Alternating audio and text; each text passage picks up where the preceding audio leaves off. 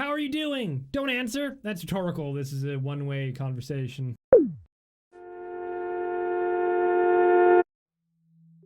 So a couple weeks ago, on my stream, twitch.tv/thepluple, link in the comment below, because I'm a good YouTuber who asks people to like, comment, and subscribe on things. And also join us in the Discord. Okay, anyway. So what we did was we did this event that was basically like, we called it a design along. And basically we just sit down and had a discussion-oriented process of designing a bunch of things. If you haven't seen that, that's the last video we posted on this channel, and you should go watch it. It's like an hour and a half, or a little over an hour, which I know is kind of long, but we really just went through the nitty-gritty of the design process, and I gave my comments on where I thought the process was going and where I thought the process was going awry, all those kinds of things. It's really good. It's like a meta commentary on the process of design, as opposed to a commentary on design specifically. Very, very effective, very valuable. If you want to learn design, that's a good video to watch. There's some good stuff in there. I highly recommend it. I know it's long, but it's worth it. So, one of the members at GDA put out this design that was sort of the attempt at, here's what I'm trying to do. I'm trying to solve the problem that we put forth in the exercise. The exercise was basically, can we make a design that engenders pacifism in D&D 5th edition? It's a pretty big ask because 5th edition D&D is like all about murdering things, but probably not impossible. So we're gonna go through this, and I'm just gonna go through and give some feedback on this design specifically, and then I'm gonna talk about where I would like to take a magic item that focuses on engendering pacifism and what I think that would mean in the context of the very murder-happy system that is 5th edition. All right, so here it is. It's called the Hilt of the Sundered Blade. First things first, I do like that it requires attunement. More on that later. It gives you AC equal to your proficiency bonus as long as you're conscious. Now, I think you should probably put these things together. The idea of like, while you're holding the hilt, you have this effect and also all these things. Like if you just put all the conditions together, it makes things a little cleaner. But the first thing is it gives you AC equal to your proficiency bonus. Now, right out the gate, I'm not a big fan of the AC stuff. And the main reason for that is because that turns the Hilt of the Sundered Blade into a shield replacement, basically.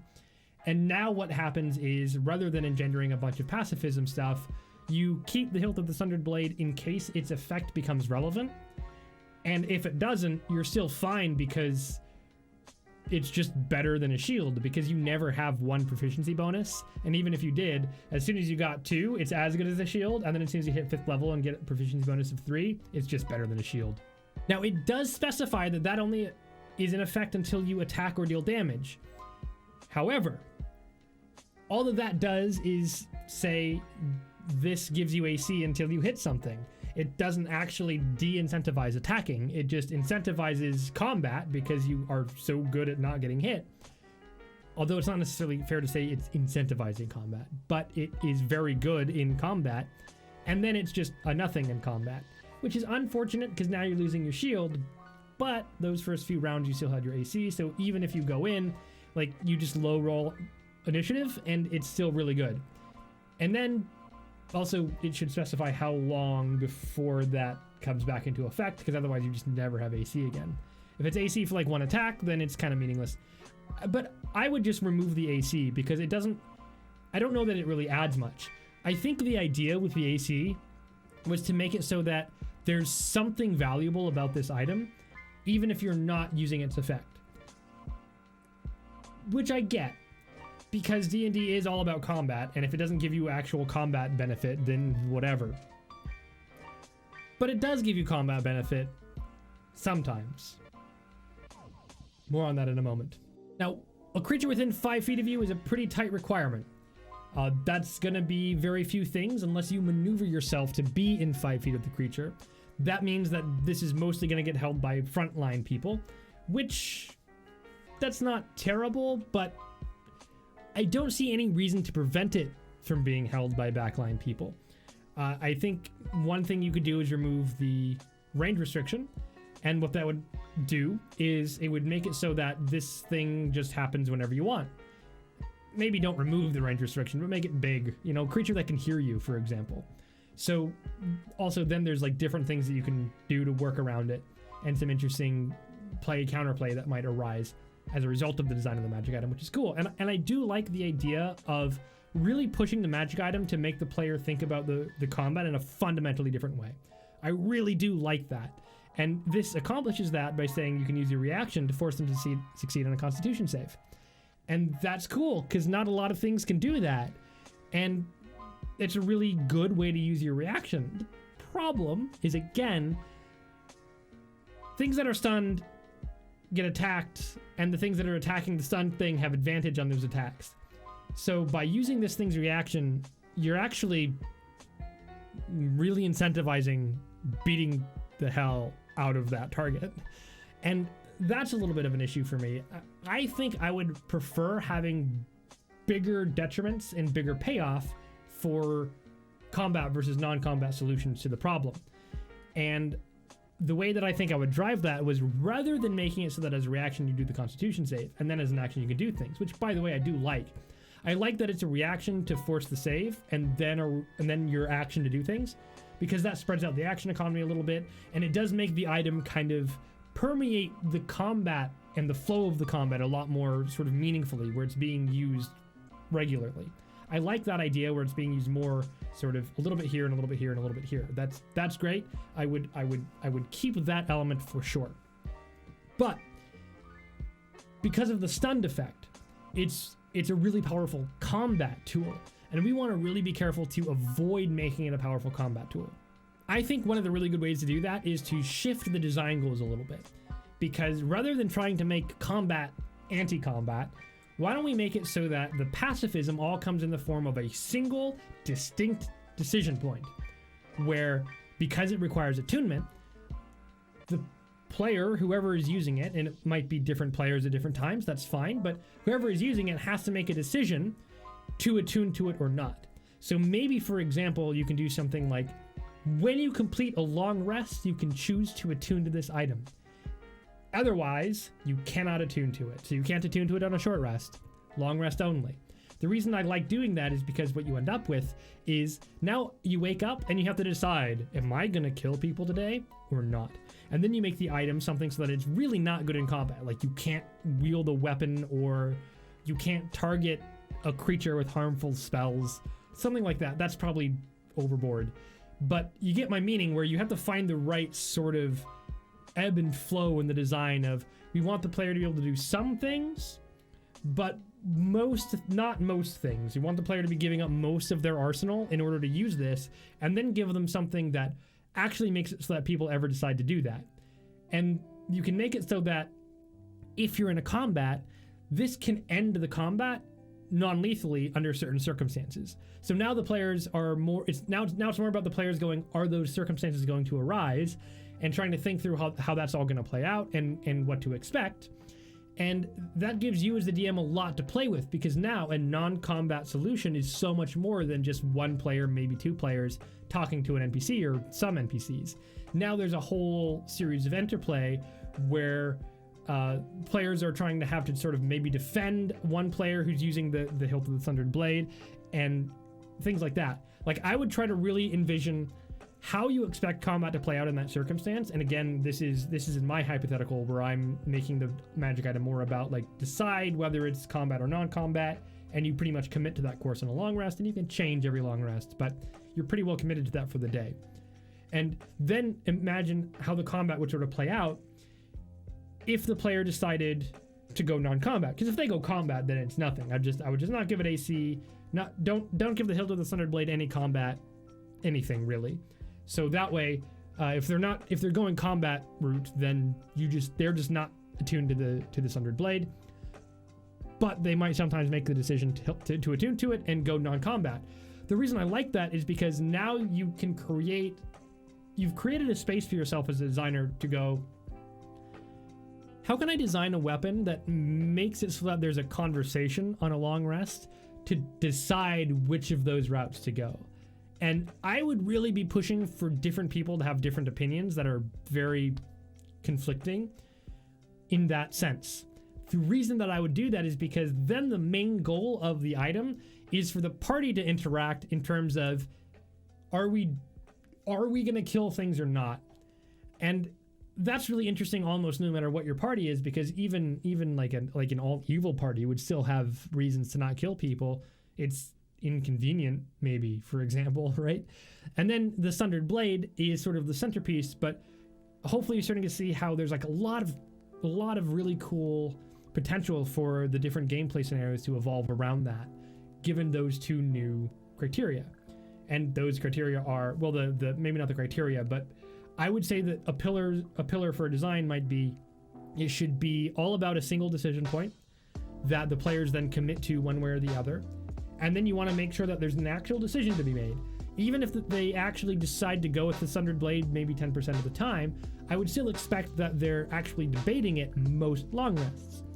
There are going to be some where it's very clear, like if they're halfway through a dungeon that's been doing nothing but murdering them, they're probably not going to be like, should we? No, because it's a bunch of things that are already, it's a bunch of slimes or whatever, some gelatinous cubes. You're not going to have a non-lethal solution with a gelatinous cube encounter, or mimics, or whatever. So sometimes, no. But there should very frequently be discussion to be had around it, a decision to be made. I would like to see the players sort of like struggling occasionally with that decision. And I would like to see on occasion, maybe it doesn't have to be that often, but on occasion I would like to see the player going, yes, I want to use the Sundered Blade for sure. And it's not much of a decision. And occasionally it's not much of a decision the other way, but those represent pretty small slivers of the overall sort of spectrum there. And most of the time it's, I don't know if I don't know if I want to use it or not, even if they're only using it 10% of the time, as long as they're very frequently deliberating. And the second thing is to create those conversations, is to make it so that the party is sort of involved in this, especially if you can build mechanics so that it's good for different kinds of classes at different times and in different circumstances. You can have a conversation around who's going to be using it, and then even push so that there are specific combat strategies that emerge that revolve around it, because one of your players is going to be a combat non-starter, basically. So which of your players should have a non-combat solution to the problem? Maybe your bard, maybe not. If you don't have a bard, what do you do? And then I would be careful about making it so that it's always really good on your bard, because you want that conversation to be happening. But that way what you get is this magic item that's a lot more about, should we go lethal or not? And if you can find some way, I don't know what this would look like, but if you can find some way to push it so that over time that 10% where you're using the Sundered Blade is gradually increasing, I think that would be a great way to approach it. And then, by the way, we're now designing, notice how we laid out that argument, and now we're designing toward a pretty specific metric. Like we're saying, here's specifically what we'd be looking for. I'm looking for about 10% of the time, 10 or 15%, maybe something in that general range. But players are always concerned about which one they want to go with, whether they're using it or not. But also over time, I'd like to see that gradually increase, so that we even get up from 10 to 15 to maybe 20, 25%, where it's like pretty frequent we're using the Sundered Blade. I think that would be really great. And then give the player some kind of reward for doing that. Where that would be, I think that would be pretty amazing. If you give them some kind of like non-combat reward every time they use it effectively in combat, for example. Or every time they end a combat non-lethally without hitting anything, without any of their party hitting anything.